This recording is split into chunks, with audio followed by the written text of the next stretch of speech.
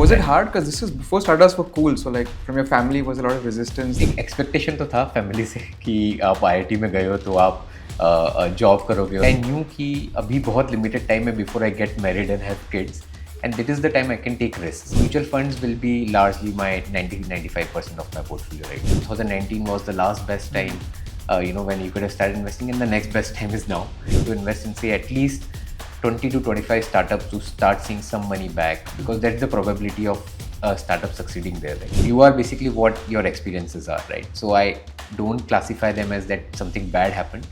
So whatever I did, it propelled me towards the right industry.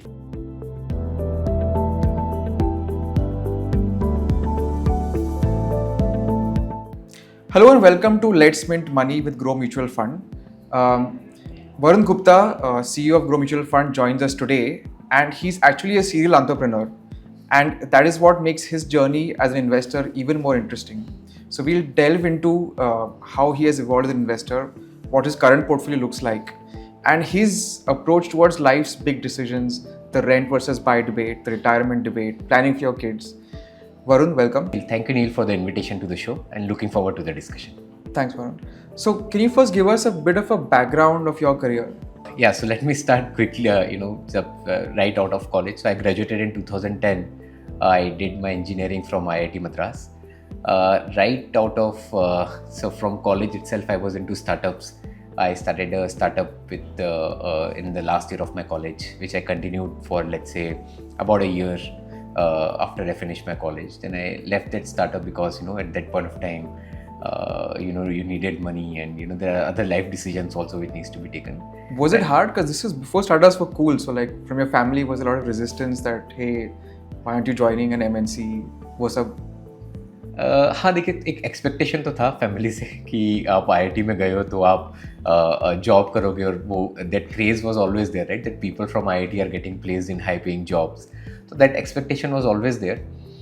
But my background is that I come from a business family, and as a child, so I'll just give you my quick background. So when I was a kid, we were not very, it's for us joint family, and we were not very well to do. So it was a 20 people living in a 3 BHK kind of a house in a very small city in India, Ujjain. फिर over a period of time I saw, और हम लोग सब business करते थे, entire family was in business, and I saw the business basically doing very well. And by the time I was in college, we were like well to do, like in the sense that there was not like the financial obligation on me was not there. तो मैं जब graduate हो रहा था, मैंने अपने parents से पूछा कि आके आपको मुझसे पैसे चाहिए, do you need me to work for your survival? And they were like no. And I was very clear that kind of exposure was there for me, कि I knew कि अभी बहुत limited time है before I get married and have kids, and that is the time I can take risks. So I was very clear that I want to do startup, and I was tinkering with the idea. I did with my friends. I started off in college to understand what it is all about. That startup didn't do well, of course, like many of my other adventures later, but it didn't do well, but it gave me an idea, gave me an understanding, gave me a lot of confidence that it is doable. When that startup didn't do well, I did a job for about a year, but immediately after that year, I left that job and did another startup. देखिए, जब भी whenever I did any startup, idea was always I was looking at what is the next big thing, right? Where is the trend going to be? क्या बड़ा होगा अभी world में? So in 2011 when I started, it was 2012 February is when I started the second startup. It was in analytics space, and analytics was a buzzword now, is coming as a buzzword now, but it used to be very, very early at that point in time. And that startup did well. It was in analytics services. I exited that startup because I wanted to get into consumer tech side of things. Was it hard at a young age? Like they look at you and be like, अरे ये तो अभी pass out हुआ है, इसको seriously क्यों ले? See, it's always there. थोड़ा रहता है, but see, when for us, then you have to go to things which are objective, right? Like you don't, this is all subjectivity which comes. But just say we were very good in technology, right? We were very good with data. So those kind of things we could bank on and say, this is what we are bringing to the table, and people could see value to it after a certain period of time. And yes, this was a analytics consulting kind of a startup. So it was difficult to get buy-in from, because you are talking to CEOs, you are talking to, at that point of time, you were quite young. So it was difficult, but over a period of time, because we were bringing in something which was completely new to India, right? Analytics service for Indian companies in FMCG sector was quite new. So many people saw value of it. That company did well. Even after my exit, I think recently that company got sold to Latent View at a decent valuation. So that startup did very well. So I left that in 2015 to do a consumer tech startup, because at that point of time, these startups like Flipkart and Ola, they were just starting to become big. And I was very sure that in India, because of the the demographic dividend we have, and there will be very big consumer tech companies which will get created. And I was always thinking that I want to do something specifically for customers directly, and not just work on the company side. So I exited that in 2015, moved to Bangalore, because Bangalore is the hub of technology, right? Consumer tech companies. And that is where I did my fintech startup, which is we were trying to do, it was very early for that time, but we were trying to distribute mutual funds online. That startup got acquired by Grow in 2019, and since then I have been with Grow. In Grow also I have had a very entrepreneurial journey. I've set up things from scratch, starting with mutual fund distribution, then a few other businesses and functions. And now again, this is another journey where I am setting up AMC from scratch.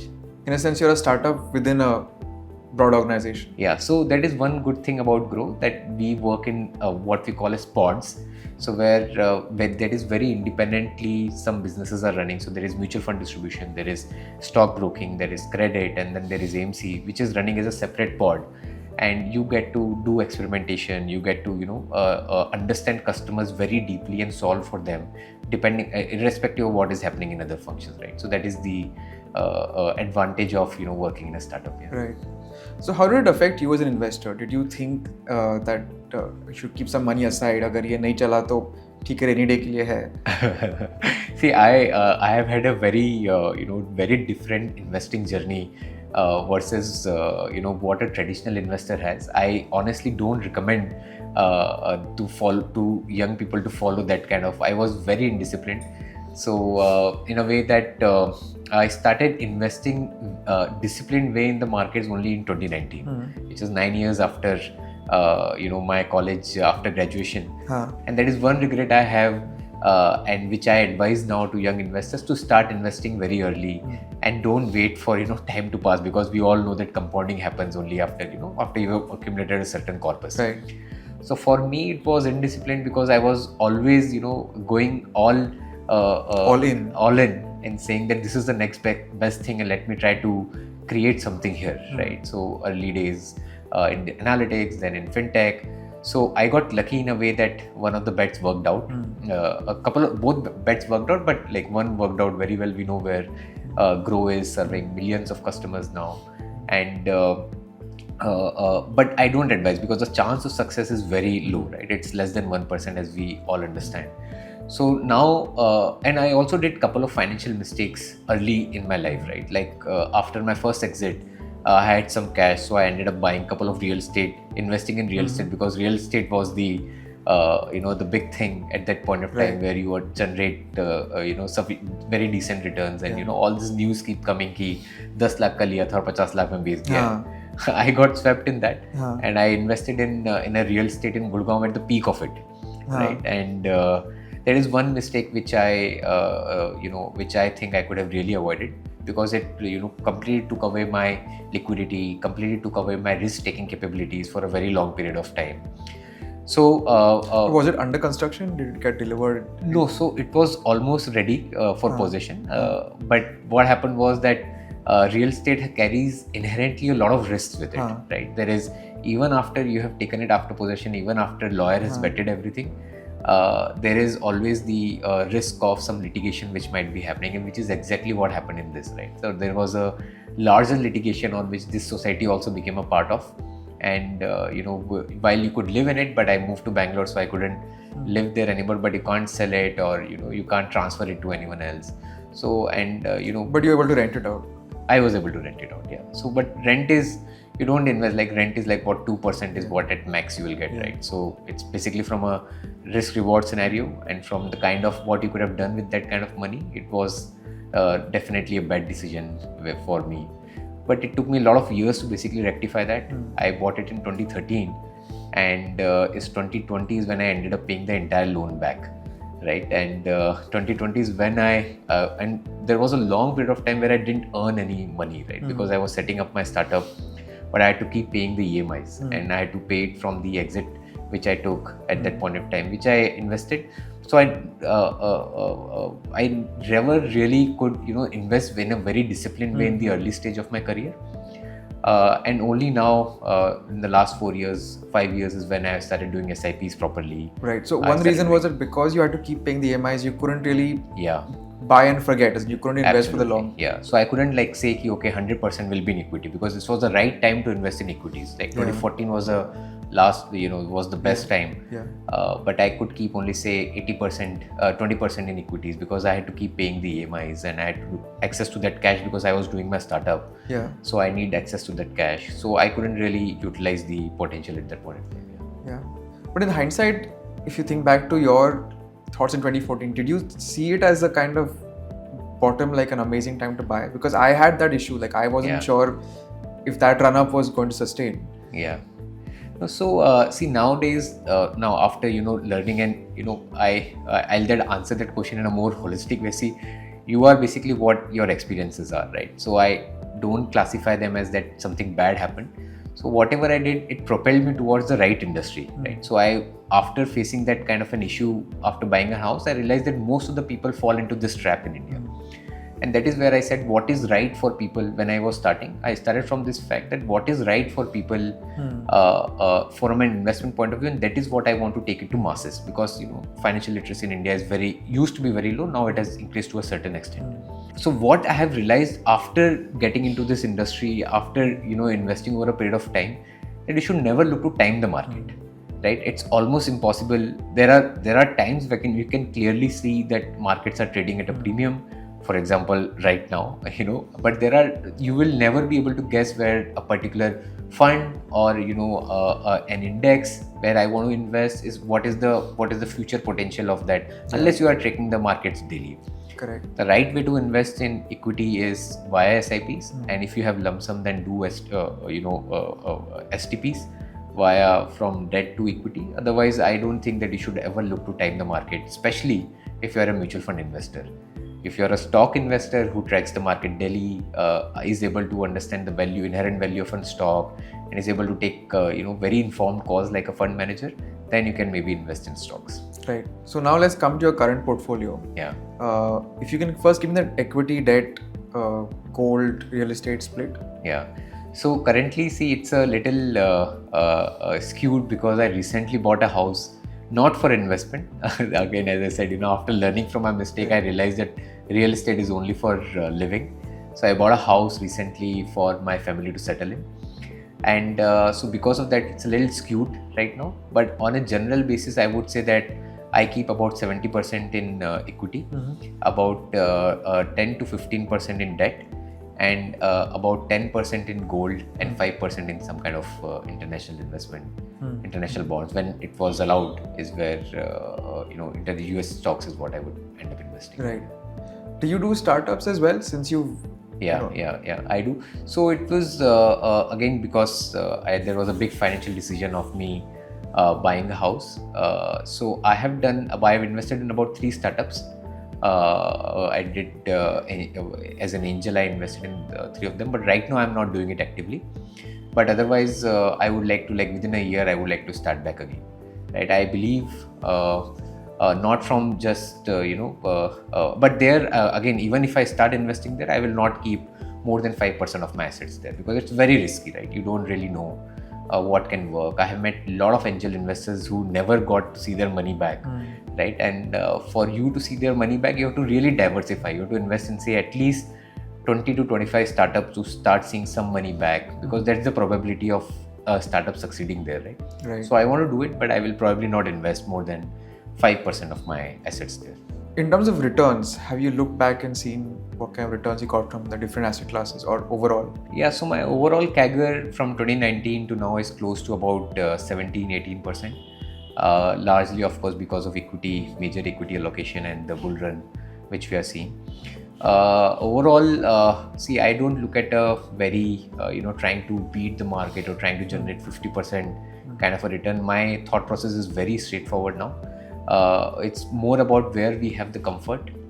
So it's where you more of discipline. So investing is largely, I believe, is 70% discipline and 30% about where you are investing. So I try to invest in a very disciplined way in the market, where as soon as my salary comes, most of it goes to SIPs, and which I don't touch, which I rebalance maybe after 1 year. And also now that skin in the game, so already 20% goes there. Yeah.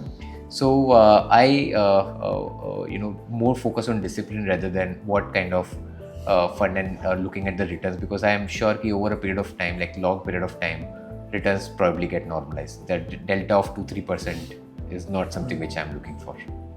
So in 2019, did you do mutual funds or was it stocks? And now is it more funds? So I again 80% was always mutual funds. I did try stocks.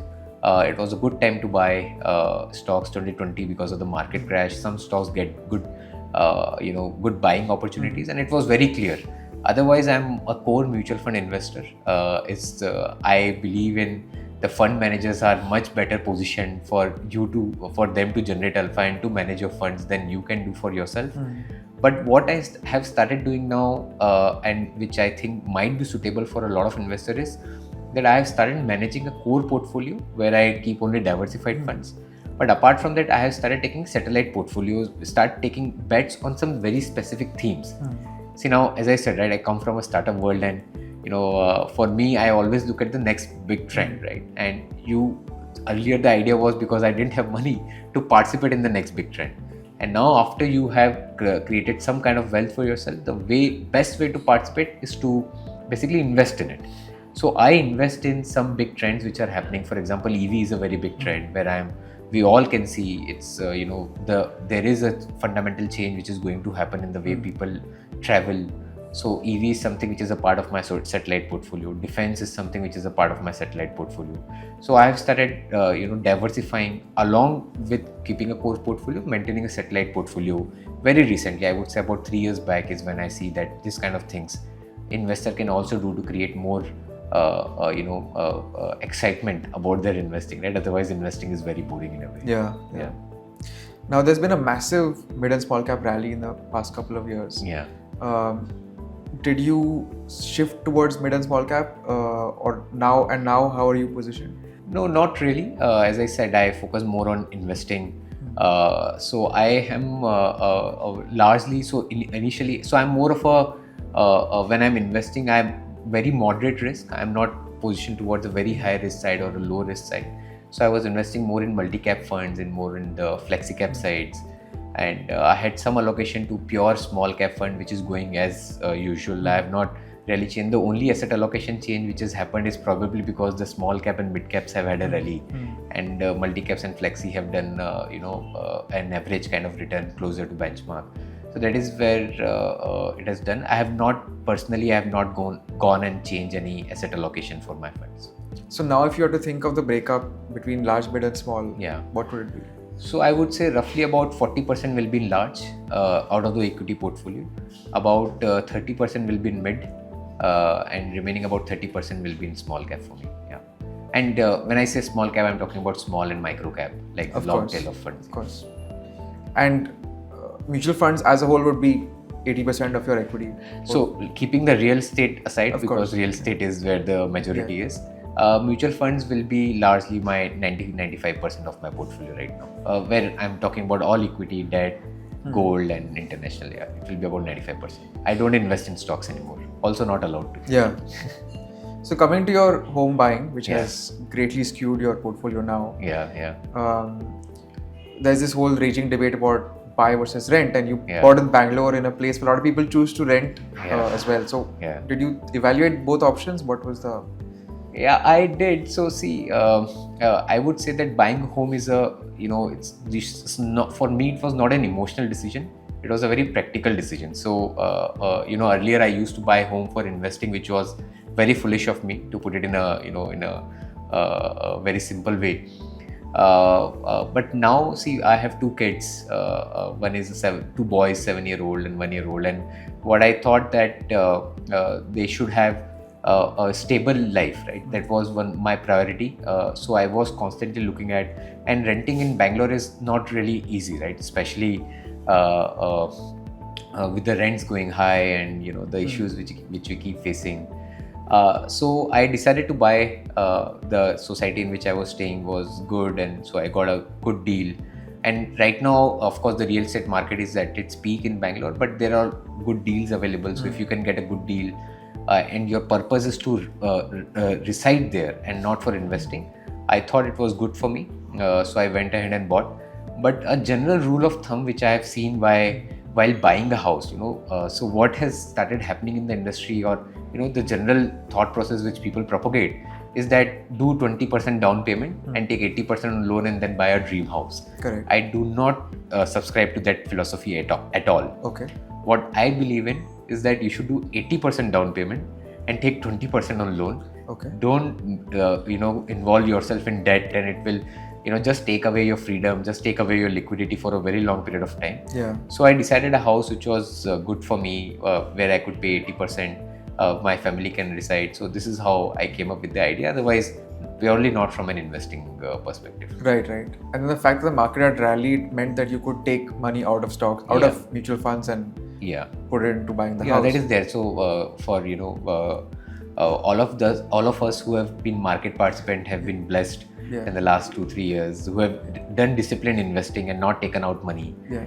So we had liquidity, which most of us can use it for their lifestyle needs. Correct. Yeah. And many people don't know there's actually a tax exemption as well. So under 54F, if you redeploy the money that is capital gains into buying a house, then if you fulfill the conditions, you do get an exemption. I mean, there are certain conditions attached. You can't own more than one house already. Yeah. So I'm not, you may or may not have got that, but I just want to highlight that it does exist. So people who are buying their first home, actually, it's a nice there's stat. something on this lines that I've just completed the transaction, so I'm not really sure. I didn't look into taxation part much, but I'm sure there is something that the long-term capital gains which you are taking, you can, if you deploy, then you can That's get a what certain benefit. Exactly that. Yeah, 54F. Yeah, sure. Now, one other very big debate in finance is retirement and the retirement number. Yeah. Do you have a number in mind? So I FIRE number for me is basically this, that if I have sufficient amount of money which I can deploy in a fixed income kind of an asset and get returns, interest monthly, which meets my monthly expenses, is what I'm looking at. My monthly expenses are close to is actually very high, but it's close to about 2.5 lakh rupees a month. If I can get that kind of number, I'm kind of retired. But I don't really I'm not aspiring for retirement. I think that most of us are going to have a very productive life productive life till age 60 plus types, which are, and not just jobs, right, where you will basically end up doing some kind of value creation. So I'm not looking at or aspiring for retiring early, and that is not the target which I have in mind. But for what I look at is the comfort. So once you are able to reach that kind of a corpus which can meet your requirement by deploying in a fixed income, is where I feel is that it has become very comfortable for me. It's a cushion. It's a cushion basically, but that enables you to basically do larger things, right? Like once you've done that, you can do more things with your life. You can try more. There's a lot more happening in world now. So basically, that is the kind of comfort you need to basically then go out and do what you feel is the next big thing. Yeah. Now you have two sons. One is 7, the other is 1 year old. 1 year old. Yeah. Have you thought about their planning as well, their expenses, college, etc.? See, I can, but in a way that I have started doing some kind of planning for them. For me, my education was very, very inexpensive, right? Like I studied in a school where I used to pay 10,000 rupees a year, Then my college, I had a scholarship where I ended up paying like some 30,000-40,000 rupees a year for 5 years of the college. So it was very cheap, very inexpensive. I'm not sure what kind of education my kids will have. I am definitely preparing for it at the back of my mind. Like currently the school fees which is there is exorbitant, right? Like I pay a school fees of about 6.5 lakh per year for my 7-year-old, right? So which is something which I have at the back of my mind. I have not started doing a portfolio creation for them specifically because there are some big life decisions which I'm just getting out of. For example, buying a home. And but I recommend that as soon as you can, is best to start investing on your kids. Create an account for your kids, get them to start investing, because while it does not help in taxation or anything, but it will help you to be very safe about that money. Like nothing will happen in life because of which you will end up withdrawing that money, right? So that kind of discipline comes in your investing, and that is what I am looking forward to. But I will end up starting an SIP for both of my kids soon. Yeah.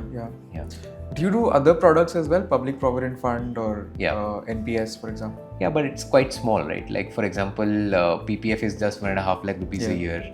NPS is, I do only 50,000 rupees a year for taxation benefits. But those are not the prime products in which I deploy my money. This is only purely from a comfort and taxation perspective where the money goes. Primarily, I only invest in mutual funds. So Varun, if you can recount one decision in your life, a financial decision that's really paid off, and one decision that has been a mistake.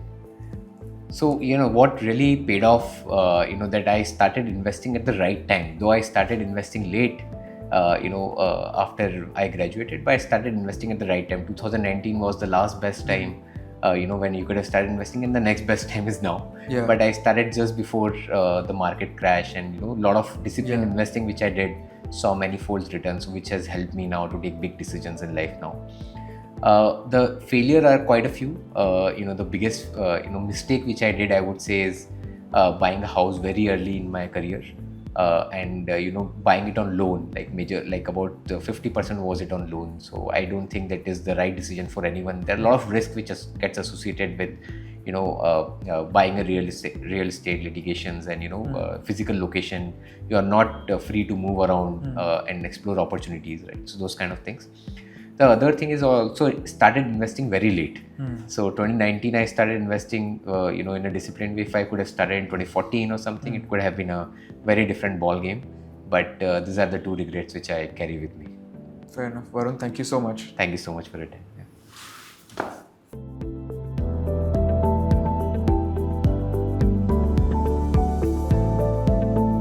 Mutual fund investments are subject to market risks. Read all scheme-related documents carefully.